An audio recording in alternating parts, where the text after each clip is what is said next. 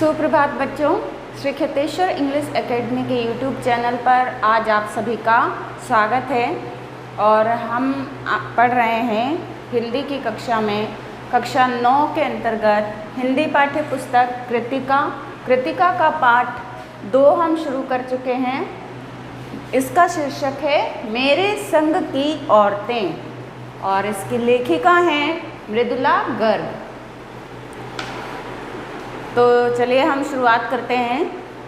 हम पढ़ रहे थे कि लेखिका अपनी नानी से, अपनी माँ से, अपनी परदादी से बहुत प्रभावित हुई थी और अपने आसपास की इन्हीं औरतों के बारे में इन्होंने उनके व्यक्तित्व के बारे में इसमें बहुत सी बातें लिखी है। बहुत छोटी छोटी कहानियों के माध्यम से, कुछ घटनाओं के माध्यम से उनके व्यक्तित्व को उन्होंने और अधिक उभारा और उनके संबंध में हमें बताया है।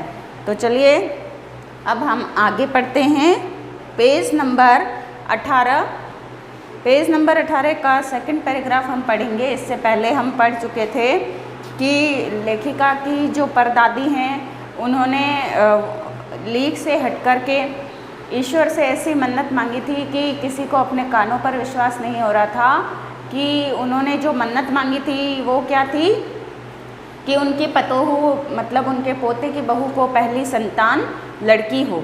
और ये मन्नत उस समय में इस प्रकार की मन्नत ईश्वर से मांगना बहुत बड़े आश्चर्य की बात थी, लेकिन ईश्वर ने उनकी सुनी भी और उनकी इच्छा भरपूर, मतलब एक इच्छा उन्होंने अपनी जाहिर की थी, लेकिन उस इच्छा को पूरा करने में ईश्वर ने कुल 5 कन्या रत्न उनको दे दिए थे। तो चलिए अब हम इससे आगे पढ़ते हैं। लेखिका ने यहाँ पर जब हमने कल पढ़ा था तो यहाँ जिक्र किया था कि ये तो चलिए एक बात है कि ईश्वर जो है वो भी उनकी दादी की प्रार्थनाओं के सामने अफरा तफरी में आ जाते थे, आ जाते होंगे, लेकिन एक नामी चोर था और वो नामी चोर भी अफरा तफरी में आ जाते थे जब दादी के सामने आते थे। तो ऐसा क्या हुआ, उस चोर से संबंधित किस्सा आज हम पढ़ेंगे।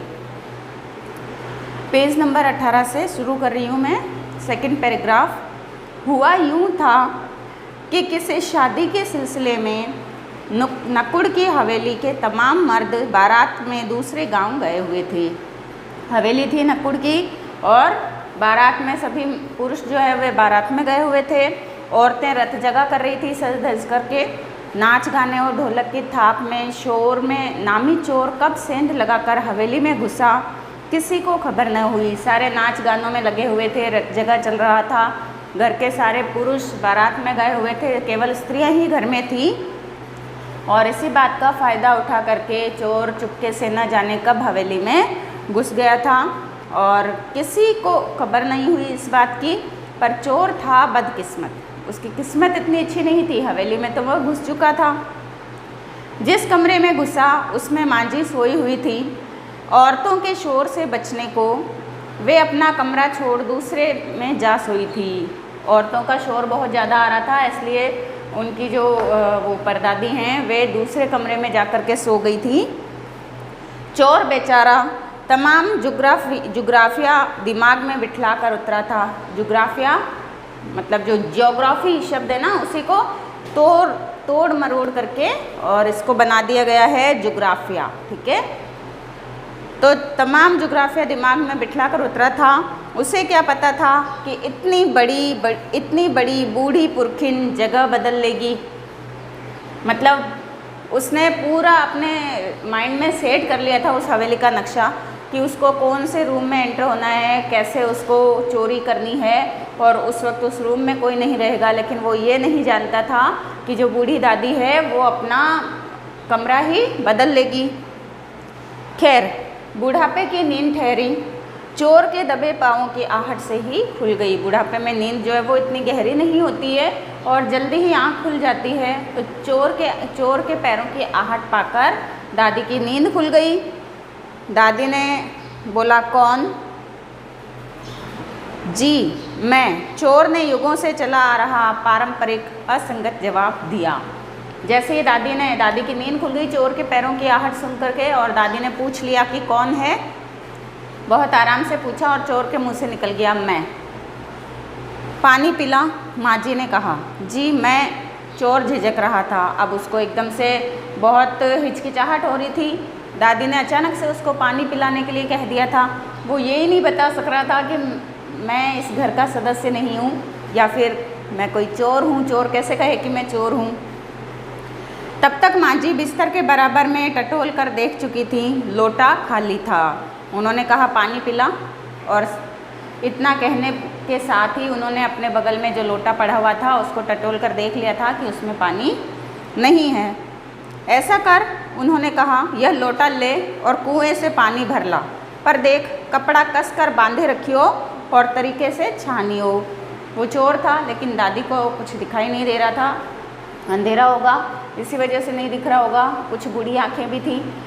तो उन्होंने उसे कहा कि लोटा खाली है, तो ऐसा कर, जाकर कुएं से छान कर पानी लेकर के आ जा। चोर घबरा गया। अंधेरे में इन्होंने कैसे जाना कि उसके मुंह पर कपड़ा बंधा है। दादी ने तो क्या कहा था? दादी ने कहा था कि देख कपड़ा कस कर बांधे रखियो और तरीके से छानियो। दादी ने वो किसके लिए कहा था कि जब लोटे में पानी डाला जाएगा तो उसका जो कपड़ा है वो कस करके बांध के रखना, ताकि पानी छानते समय कपड़ा हट न जाए। और यहाँ पर चोर जो है उसने कपड़े से अपना मुंह बांध के रखा था। चोर समझ नहीं पाया और बुरी तरह से घबरा गया। उसने सोचा कि अंधेरे में दादी को कैसे पता चल गया कि मेरे मुंह पर कपड़ा बंधा हुआ है और कमर में भांग। भगवान से उसका तार जुड़ा होने की खबर उसे थी। सभी जानते थे दादी के बारे में कि दादी का तार तो सीधा भगवान से जुड़ा हुआ है, वो सब कुछ जान लेती है, समझ लेती है। पर बुढ़िया भांग भी छानती होगी, एकदम यकीन ना हुआ। उसने तो पानी मांगा था और ये भी क्या कहा था कि कपड़ा कस कर बांधे रखियो और तरीके से छानियो। जो चोर था उसने कमर में भांग बांध के रखी थी और मुंह पर कसकर कपड़ा बांध के रखा था। दोनों ही बातें मिक्स हो गई थी और चोर को समझ में नहीं आ रहा था कि दादी को कैसे पता चल रहा है। चोर कुछ और समझ रहा था, दादी कुछ और कह रही थी। चोर को समझ में नहीं आ रहा था कि वो जो दादी है अंधेरे में, इसको कैसे पता चला कि मेरे मुंह पे कपड़ा बंधा है और कमर में भांग बंधी है जिसको ये छान कर लाने की बात कर रही है। अब चोर जो है वो हैरान परेशान हो गया। जल्दी कर भाई। तभी माँ जी ने कहा बड़ी प्यास लगी है। अब माँ जी ने कहा कि जल्दी कर, बहुत प्यास लगी है। पर मैं तो चोर हूँ। चोर बहुत घबरा गया था और घबराहट के मारे धर्म संकट में चोर सच कह गया। इतना ज़्यादा चोर घबरा गया और धर्म संकट में फंस गया कि अब वो क्या करे, और उसके मुँह से सच निकल गया और उसने माँ जी से कह दिया कि मैं तो चोर हूँ। हुआ करे, माँ जी ने कहा, प्यासे को पानी तो पिला, पर देख मेरा धर्म ना बिगाड़ियो। लोटे के मुंह से कपड़ा ना हटाइयो, हाथ रगड़ कर धो लीजो और पानी कपड़े से छान कर भरियो। अब वो जो चोर है उसने जब कहा कि मैं तो चोर हूँ, तब माँ जी ने कहा तू चोर है तो होगा, लेकिन कम से कम पानी तो पिला दे। और उसमें भी उन्होंने क्या कहा, बूढ़े बुजुर्ग जो है वो भी साफ़ सफाई का बहुत ज़्यादा ध्यान रखते हैं। उनके नियम में था कि पानी जितनी बार पिएंगे वो छान कर ही पिएंगे। तो यहाँ पर भी दादी ने क्या कहा कि देख तू चोर हो चाहे कुछ भी हो, पानी तो मुझे पिला दे, लेकिन मेरे धर्म को भ्रष्ट मत करना। लोटे के मुंह से कपड़ा मत हटाना और हाथ को रगड़ कर धो लेना और पानी कपड़े से छान कर ही भरना। आप चोर के हाथ का पी लोगी? चोर को आश्चर्य हुआ। चोर ने कहा कि क्या मैं तो एक चोर हूँ, आप चोर के हाथ से पानी पी लोगी? कहा ना, रगड़ कर धो लीजो, सब नाच गाने में लगे हैं, तेरे और भगवान के सिवा कौन धरा है जो पिलाएगा। दादी ने उसे कहा, जब चोर ने पूछा कि आप चोर के हाथ से पानी पी लेंगी, दादी ने कहा कि बस कह दिया ना, तुम हाथ रगड़ कर धो लेना, सारे नाच गाने में लगे हैं और किसी का ध्यान इधर है नहीं, मतलब किसी को मेरा ध्यान नहीं है, सब बिजी हैं, सब नाच गाने में लगे हैं, तो मुझे पानी कौन पिलाएगा? भगवान के और तेरे सिवा यहाँ है ही कौन जो मुझे पानी पिलाएगा। भगवान वहीं कहीं उसके बराबर में धरे हैं। सुनकर चोर कुछ ऐसा अकबकाया कि लोटा उठाया और चल दिया। क्या कहा? दादी ने कहा कि भगवान तो मेरे बराबर में बैठे हैं और तेरे अलावा कोई पानी पिलाने वाला यहाँ है नहीं, तो ऐसा कर अब तू ही मुझे पानी पिला दे। चोर जो है ये सुना चोर ने और वो और ज़्यादा घबरा गया और लोटा उठाकर वो वहाँ से चल दिया। पूरी एहतियात के साथ पानी भरकर लौटा तो पहरेदार ने धर दबोचा कुएं पर देख लिया गया था। बहुत ध्यान से वो गया और पानी भरकर जब वो वापस लौट रहा था उसी समय पहरेदार ने उसको देख लिया और उसको पकड़ लिया। धर दबोचना मतलब पकड़ लेना। उसको पकड़ लिया क्योंकि उसको कुएं पर देख लिया गया था पानी भरते हुए। तब माँझी ने लोटे का आधा पानी खुद पीकर बाकी चोर को पिला दिया और कहा, एक लोटे से पानी पीकर हम माँ बेटे हुए। अब बेटा चाहे तो तू चोरी कर चाहे खेती।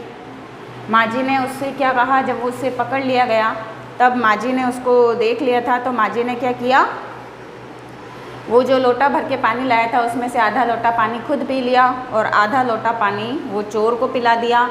और फिर उन्होंने क्या कहा कि देखो एक ही लोटे से हम दोनों ने पानी पिया है, इसलिए हम दोनों अब माँ बेटे के समान हो गए हैं। तो अब ये तुम्हारी इच्छा है कि चाहे तो तुम चोरी कर लो और चाहे तुम खेती कर लो, मतलब चाहे तुम परिश्रम मेहनत करके कमाओ या फिर चोरी करो, ये तुम्हारी इच्छा है। बेटा बेचारा किस लायक रह गया होगा, अब चोर के पास कहने लायक कुछ रहा ही नहीं होगा, क्या कहता वो। सो रोमांचक धंधा छोड़ खेती से लगा। तो फिर उसने क्या किया, दादी के इन वचनों का चोर पर इतना प्रभाव पड़ा कि उसने चोरी का काम छोड़ दिया और वो खेती करने लग गया, खेतों में काम करने लगा। सालों साल वह खेती के काम में लगा रहा। जब मैंने उसे देखा तो बड़ा भला मानुस बूढ़ा लगा मुझे, डरा डरा हैरान सा। लेखिका को इस चोर को देखने का अवसर भी मिला। चोर उस समय तक बहुत बूढ़ा हो चुका था, तो लेखिका ने जब उसको देखा तो वो उसको बहुत भला सा कोई वृद्ध लगा, लेकिन थोड़ा डरा डरा सा हैरान सा लगा। अब खानदानी विरासत कहिए या जीवाणुओं का प्रकोप, उन दो सनकी बूढ़ियों के बीच मैं अच्छी फंसी। एक तरफ माँझी के चलते अपने लड़की होने पर कोई हीन भावना मन में नहीं उपजी, दूसरी तरफ नानी के चलते देश की आज़ादी को लेकर नाहक रोमानी रही।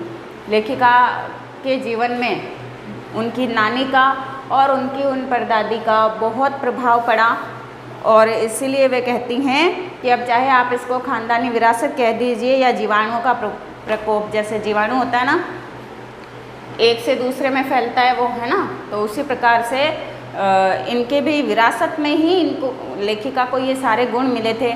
उनकी दादी में, उनकी नानी में, सब में ऐसे गुण थे और बहुत प्रभावित करने वाले गुण थे। एक में तो आज़ादी के प्रति प्रेम था, ठीक है, और जो एक में तो आज़ादी के प्रति प्रेम था और दूसरी में लड़की होने के प्रति कोई हीन भावना नहीं थी। और इसी कारण से लेखिका उनसे बहुत ही, इन दो बातों ने, मतलब इन दो गुणों ने, दादी और नानी के दोनों गुणों ने ही लेखिका को बहुत ही प्रभावित किया था।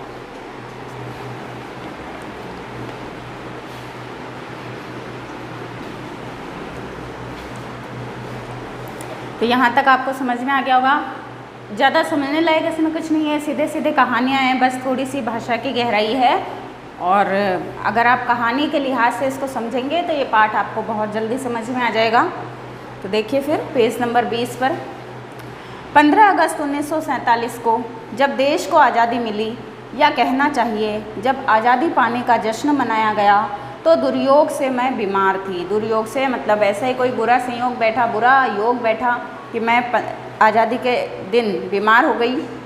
मतलब जिस दिन 15 अगस्त 1947 जब आज़ादी पाने का जश्न मनाया गया, उस दिन दुर्योग से मैं बीमार थी। उन दिनों टाइफाइड खासा जानलेवा रोग माना जाता था, इसलिए मेरे तमाम रोने धोने के बावजूद डॉक्टर ने मुझे इंडिया गेट जाकर जश्न में शिरकत करने की इजाज़त नहीं दी। लेखिका एक घटना का यहाँ वर्णन कर रही हैं कि 15 अगस्त 1947 को जब देश आज़ाद हुआ, आज़ादी पाने की खुशी में सब पूरे देश में जश्न का माहौल था। लेखिका उस जश्न में शामिल होना चाहती थी, इंडिया गेट पर जाकर के नाचना चाहती थी, इस उत्सव को मनाना चाहती थी उत्साह के साथ में, लेकिन उनको टाइफाइड हो गया और डॉक्टर ने उनको घर पर रहने की हिदायत दी थी। उस समय टाइफाइड का इतना कोई इलाज नहीं था और इसी कारण से ये टाइफाइड भी बहुत घातक माना जाता था। चूँकि डॉक्टर अपने नाना के परम मित्र, उनसे ज़्यादा नाना थे, इसलिए हमारे पिताजी जो बात बात पर सत्ताधारियों से लड़ते भिड़ते फिरते थे, चुप्पी साध गए। डॉक्टर साहब, जो कि लेखिका के नाना जी के भी परम मित्र थे, और इसलिए लेखिका के लिए तो वो नाना से भी बढ़कर हो गए थे, और इसीलिए उनके जो पिताजी हैं लेखिका के, वे बात बात पर जो कि सत्ताधारियों से लड़ते भिड़ते फिरते थे। सत्ताधारी मतलब जो जैसे ये राजनीति, जैसे ये राज्य से संबंधित शासन, सत्ता, प्रशासन से संबंधित लोग जो हैं, ठीक है, उनसे लड़ते भिड़ते थे। वे भी बिल्कुल चुप हो गए। मैं बदस्तूर रोती कलपती रही। क्या कोई बच्चा इकलौती गुड़िया के टूट जाने पर रोया होगा?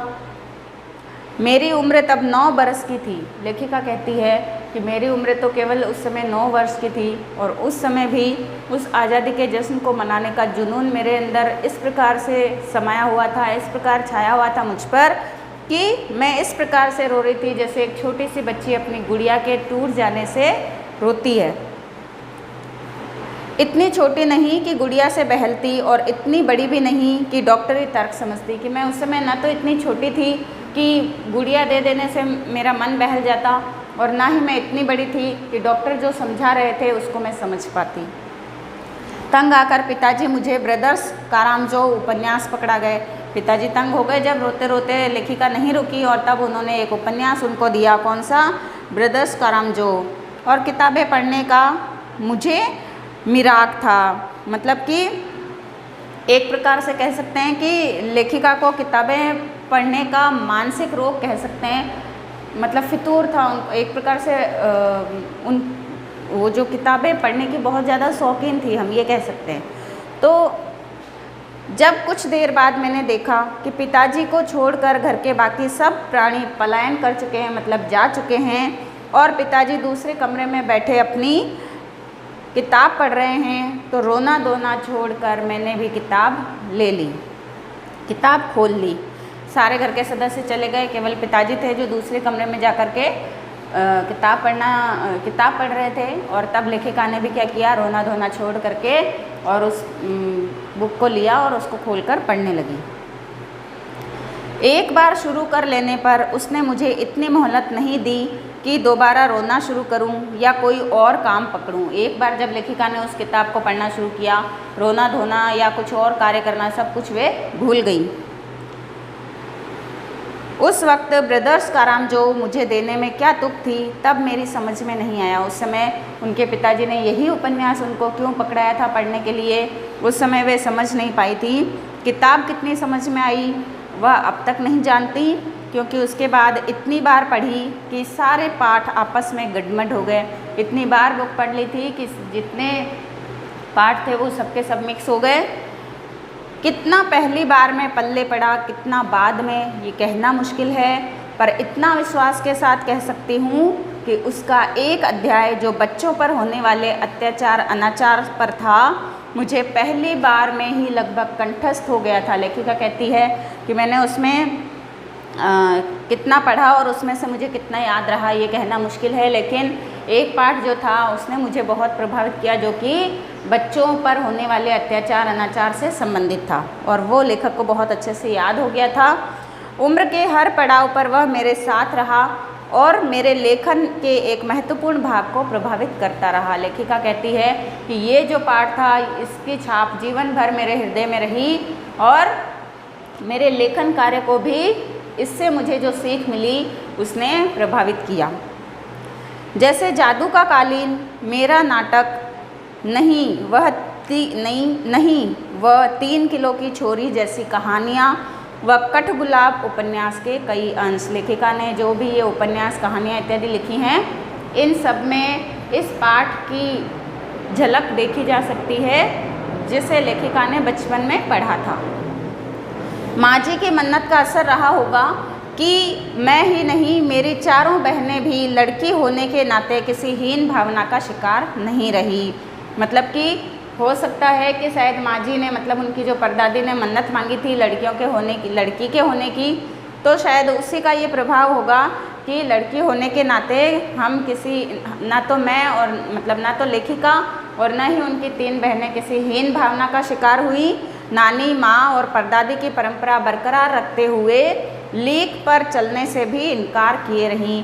मतलब ये सारे गुण तो हमको लीक से हटकर चलने के सारे गुण तो विरासत में हमको मिले थे, और इसीलिए मतलब हम लड़की हैं ऐसी कभी हीन भावना हमारे परिवार में किसी ने हमारे दिल में नहीं आने दी। पहली लड़की जिसके लिए मन्नत मांगी गई थी वह मैं नहीं, मेरी बड़ी बहन मंजुल भगत थी। अब लेखिका अपनी बहनों के बारे में बात कर रही हैं यहाँ पर, और वे बता रही हैं कि किस प्रकार से ये लीक से हटकर चली थी। तो पहली लड़की कौन, जिसकी परदादी ने लड़की होने की मन्नत मांगी थी, वह लेखिका नहीं थी बल्कि उनकी बड़ी बहन थी, और जिनका नाम था मंजुल भगत, और घर का नाम था रानी, बाहर का मंजुल। लेखिका अवतार हुआ मंजुल भगत। घर में उनको रानी कहा जाता था, बाहर उनको मंजुल कहा जाता था। और जब वे लेखिका बन गई, मतलब उनकी बड़ी बहन भी लेखिका थी, तो जब वे लेखिका बन गई तो साहित्य जगत में उनको मंजुल भगत के नाम से जाना जाने लगा। क्योंकि लिखना शादी के बाद शुरू किया और अपना नाम बदलकर पति का ग्रहण करने में कोई हीन भावना आड़े नहीं आई, इसलिए पैदाशी जैन नाम छोड़ भगत बनी। वे जैन थी और उन्होंने लिखना शादी के बाद में शुरू किया था, और इसीलिए उन्होंने क्या किया, अपना नाम बदल करके, होता है ना शादी के बाद में लड़कियां जो है वो पति के सरनेम को यूज़ करती, पति का सरनेम अपने नाम के साथ में लगाती हैं। तो यहाँ पर भी वे यही बता रही हैं कि पति का नाम बदलकर पति का ग्रहण करने में उनको किसी प्रकार की कोई हीन भावना नहीं हुई, और इसीलिए उन्होंने मंजुल जैन से अपना नाम मंजुल भगत कर लिया। ठीक है। दूसरे नंबर पर मैं थी। अब लेखिका अपने बारे में बता रही हैं। घर का नाम उमा था, मृदुला गर्ग के घर का नाम उमा था, और बाहर का मृदुला। मैंने भी शादी के बाद लिखना शुरू किया, सो बतौर लेखिका नाम चला मृदुला गर्ग। उन्होंने भी शादी के बाद में लेखन कार्य शुरू किया था, इसलिए उनके पति के सरनेम के अनुसार ही उन्होंने भी अपना नाम मृदुला गर्ग कर लिया। और शादी के बाद नाम ना जब हमने, मुझे याद है जब हमने लिखना शुरू किया उससे पहले कुछ नारीवाद का चलन हुआ था। शादी के बाद नाम ना बदलने का रिवाज उसी ने चलाया था।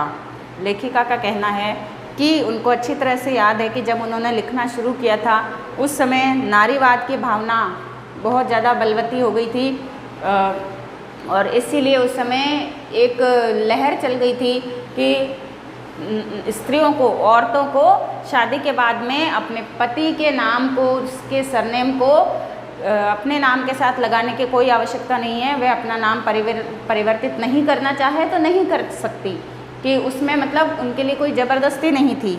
तो यहाँ पर शादी के बाद में नाम न बदलने का रिवाज इसी समय चला था।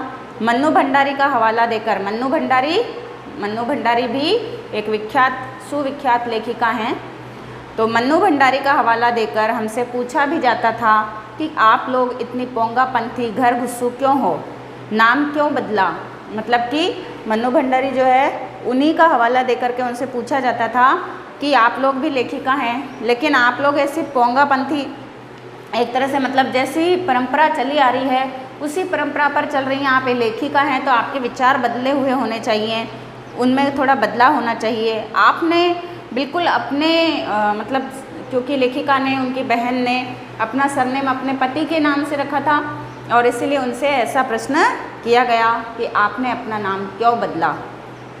हमारे पास इसका कोई ढंग का जवाब नहीं होता था, अब भी नहीं है। मतलब उस समय भी हम सही से कोई जवाब नहीं दे पाई थी, और आज भी हमारे पास इसका कोई जवाब नहीं है। पर नाम बदलने से अपने व्यक्तित्व का कोई नुकसान होते मैंने नहीं देखा। लेखिका का कहना है केवल नाम बदल जाने से हमारी पर्सनालिटी नहीं बदलती है, हमारा व्यक्तित्व नहीं बदलता है, वह तो वैसा का वैसा ही रहता है। इसलिए मुझे ऐसा कोई अंतर इसमें नहीं दिखा। पूछने को तो पिताजी से लोग यह भी पूछते थे, 5 बेटियों से आपका मन नहीं भरा जो हर बेटी के 2-2 नाम रख छोड़े हैं। कुछ लोग ऐसे भी थे जो कटाक्ष करते थे और पिताजी से पूछते थे कि 5-5 बेटियां हैं और 5 बेटियों से भी आपका मन नहीं भरा है कि आपने हर एक बेटी के 2-2 नाम रख दिए हैं। मुझसे छोटी बहन का घर का नाम है गौरी और बाहर का नाम चित्रा। मतलब इन्होंने ये बताया है कि हम 5 बहनें हैं और सभी का घर का नाम अलग और बाहर उनको अलग नाम से जाना जाता है, मतलब सबके दो दो नाम रखे गए हैं। इनसे छोटी बहन गौरी थी जिनका नाम चित्रा था बाहर, लेकिन वह लिखती नहीं थी, वह लेखिका नहीं थी। उसका कहना है वह इसलिए नहीं लिखती क्योंकि घर में कोई पढ़ने वाला भी तो चाहिए, मतलब सारे के सारे, मतलब घर में सारे के सारे लेखक बन जाएंगे तो उनकी लिखी हुई रचनाओं को कौन पढ़ेगा, और इसलिए वह कहती थी कि घर में कोई पढ़ने वाला भी होना चाहिए, इसलिए मैं लिखती नहीं हूँ। खैर, उसके बाद जब चौथी पांचवी बेटियाँ पैदा हुईं तो पिताजी ने इतनी बात जमाने की सुनी कि उनका एक एक नाम ही रखा। हम 3 बहनों के दो दो नाम रखे, घर के अलग बाहर के अलग, लेकिन बाद में जब 2 बेटियाँ और 2 बहनें और हो गईं तो उस समय तक लोगों से इतनी बातें पिताजी को सुननी पड़ी कि पिताजी ने क्या किया, उन दोनों के एक एक ही नाम रखे। अब क्या नाम रखे गए? रेणु और अचला। 5 बहनों के बाद एक भाई हुआ, राजीव। मज़े की बात यह है कि बीच की 2 बहनें ही लेखन से बची रहीं, कि हमारी जो 2 बहनें थीं वे उन्होंने लेखन कार्य नहीं किया, और अचला और राजीव फिर उसमें जा फंसे। जो अचला थी और जो राजीव था वे भी लेखक और लेखिका बन गए। अचला मुझसे 8 साल छोटी है और वक्त के बदलाव की लाज रखते हुए अंग्रेजी में लिखती है। कि लेखिका का कहना है कि मैं तो हिंदी में लेखन कार्य करती हूँ, लेकिन अचला मुझसे 8 साल छोटी है और अब इतना समय बदल चुका है कि अब अंग्रेजी का वर्चस्व भी बढ़ गया है, तो वो अंग्रेजी में लिखती है। पर राजीव फिर भी हिंदी के हवाले, लेकिन राजीव भी उसी के साथ का है, लेकिन वो हिंदी में लिखता है। राजीव कौन? लेखिका का भाई। तो इतना आपको समझ में आ गया होगा, तो इस पार्ट को आज हम यहीं तक रखते हैं और फिर अगले वीडियो में हम इससे आगे कंटिन्यू पढ़ेंगे। तो आप इस चैप्टर को ध्यान से पढ़ना और समझना। आज आपका दिन शुभ हो। धन्यवाद।